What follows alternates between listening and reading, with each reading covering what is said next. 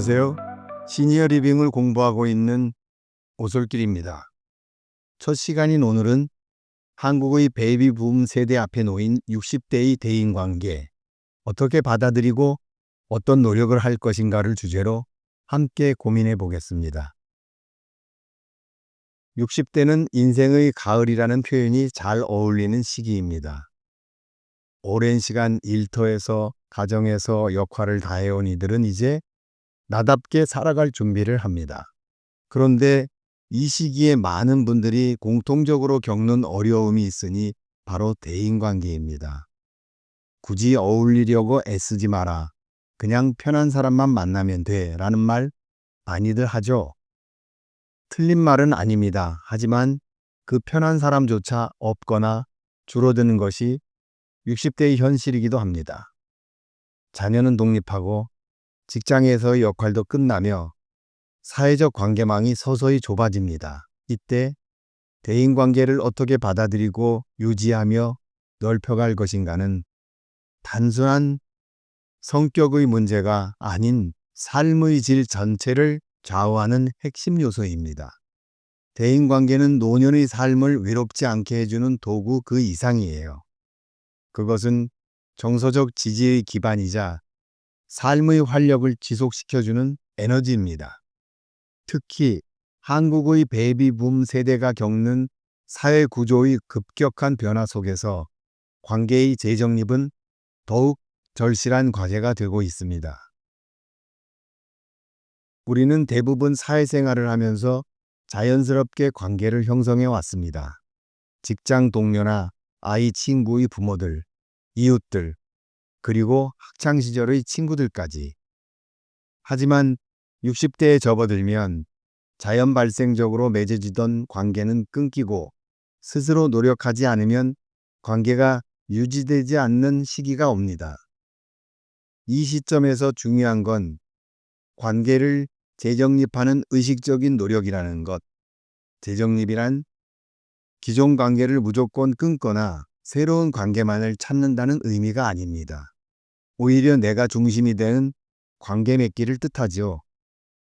이때 유용한 개념이 바로 관계 정리 다이어트입니다. 지나치게 소모적인 관계는 정리하고 나에게 긍정적인 영향을 주는 사람들과는 깊이를 더하는 것이죠. 실제로 최근 60대 이상을 대상으로 한 연구에 따르면 관계 정리에 대한 심리적 죄책감을 덜 느끼고 관계의 질을 중시하는 사람일수록 더 높은 삶의 만족도를 보였다고 합니다. 여기에는 관계에 대한 주도권을 되찾는 감정적 성숙이 자리 잡고 있습니다. 많은 60대가 외롭다는 표현을 자주 합니다. 하지만 실은 고독과 외로움은 다릅니다. 고독은 혼자 있어도 마음이 평온한 상태이고 외로움은 함께 있어도 공허한 상태를 말합니다. 바로 이 차이를 이해하는 것이 중요해요. 대인관계는 외로움을 없애기 위한 수단이 아니라 삶을 더욱 충만하게 만들기 위한 방법입니다. 억지로 사람을 만나서 외로움을 해소하려는 관계라면 피곤함을 더할 뿐이죠. 이 시기에 중요한 것은 자기 감정의 정확한 인식과 표현입니다. 외로움의 감정이 올라올 때 그것을 무작정 누르기보다는 나는 지금 누군가와 연결되고 싶구나, 깊은 대화를 나누고 싶구나라고 자신의 감정을 언어로 정리하는 연습이 필요합니다. 심리학에서는 이것을 감정 명명이라고 한다는데 정서적으로 자기 이해가 높을수록 대인관계에서도 덜 휘둘리며 결과적으로 자신의 감정을 정확하게 알아야 관계의 질도 바꿀 수 있다는 것이죠. 젊을 땐 건강을 챙기지 않아도 괜찮았듯이 관계도 자연스럽게 유지됐습니다. 하지만 60대는 달라요. 건강도 인간관계도 유지가 아니라 관리 단계로 접어듭니다. 전화 한 통이나 안부 문자, 가벼운 커피 한 잔, 이런 작은 행동이 관계를 유지하는 기둥이 됩니다. 특히 자주 안 만나도 마음은 이어져 있다는 말도 맞지만 실제로 만나고 연락하고 표현하지 않으면 자연히 멀어지기 마련입니다. 고등학교 다닐 때 성문 종합영어에서 배웠던 out of sight, out of mind 기억들 하시죠? 관계 유지를 위한 루틴을 만드는 것도 한 방법입니다. 예를 들어 매주 한 명에게 안부 전화하기, 매달 한 번은 커피 약속 잡기, 특별한 날에는 손편지나 선물 보내기 등 이런 행위는 단순한 의뢰를 넘어서 상대방에게 당신은 나에게 소중한 사람이라는 메시지를 전해줍니다. 어색한 행동처럼 느낄 수 있지만 분명히 필요한 일이에요. 이 나이에 새 친구를 어떻게 사귀어? 라는 말은 익숙하지만 이제는 고쳐야 할 말입니다. 실제로 한국보건사회연구원의 조사에 따르면 60세 이후에 시작되는 관계가 삶의 만족도에 미치는 긍정적 영향은 젊은 시절보다 더 크다는 결과도 있습니다. 중요한 건 공통의 관심사와 정기적인 만남입니다. 그림 그리기나 글쓰기, 역사 탐방, 동네 산책 모임, 봉사활동 등은 대표적인 관계의 출발점입니다.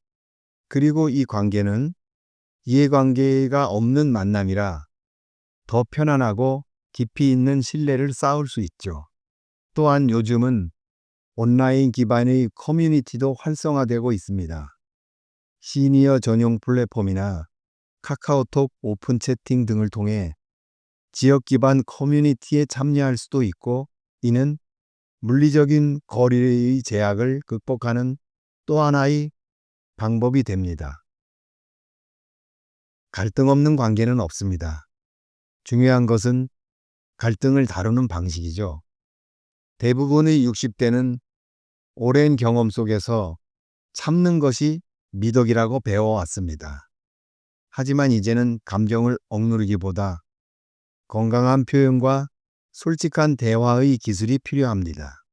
특히 가족 관계에서는 갈등을 무조건 피하기보다는 의견 차이를 존중하는 방식으로 접근해야 합니다. 예를 들어 자녀와의 갈등에서 "왜 그렇게 하니?"가 아니라 "나는 이런 점이 걱정된다"고 말하는 비난이 아닌 감정 중심의 표현은 상대의 방어심을 낮추고 진정한 소통의 통로를 열어줍니다.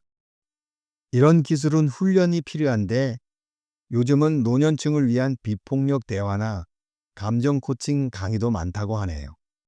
관계는 감정이 다루어지는 방식에 따라 전혀 다른 결과를 만들어냅니다. 하지만 한국의 정치 현실이라는 특수한 환경에서 예외는 있어요. 친구나 지인은 물론 가족들, 서로 그것이 형제자매나 부모 자식 간이라도 정치 이야기는 절대 하지 말라는 거예요. 명절마다 웃는 얼굴로 만났다가 화난 얼굴로 헤어진다는 말이 있지 않습니까? 마지막으로 가장 중요한 관계는 바로 나 자신과의 관계입니다. 내가 나를 어떻게 대하는지가 결국 내가 다른 사람을 어떻게 대하게 되는지를 결정합니다. 자기 자신을 비난하고 불신하면 타인과의 관계도 방어적이 되고 왜곡하기 쉽죠. 60대는 자신을 다독이고 인정할 줄 아는 힘이 필요한 시기입니다. 지금까지 살아온 삶을 되돌아보며 충분히 잘해왔다는 자긍심을 갖는 것, 실수나 후회에만 머무르지 않고 그 경험들을 자산으로 해석하는 시각, 이것이 곧 관계의 자신감으로 이어집니다. 또한 나 자신과 친해지기 위해서는 혼자 있는 시간을 의식적으로 의미 있게 보내는 연습도 필요합니다. 글을 쓴다든가 산책 또는 명상하기, 음악이나 영화 감상 등 이런 활동들은 나 자신과의 관계를 풍요롭게 만듭니다. 물론 이걸 더 잘하기 위해서는 집안에 소재를 확보하거나 집 근처에 아주 작은 사무실, 말하자면 자신만을 위한 아지트를 만들 필요도 있다는 거예요. 여건이 허락된다면 말입니다. 60대의 대인관계는 필수가 아니라 선택, 하지만 그 선택이 삶의 활력을 불러옵니다. 더 이상 관계에 휘둘리지 않지만 관계에서 오는 따뜻함은 포기하지 않는 삶. 그것이 바로 60대 이후 우리가 지향해야 할 방향입니다.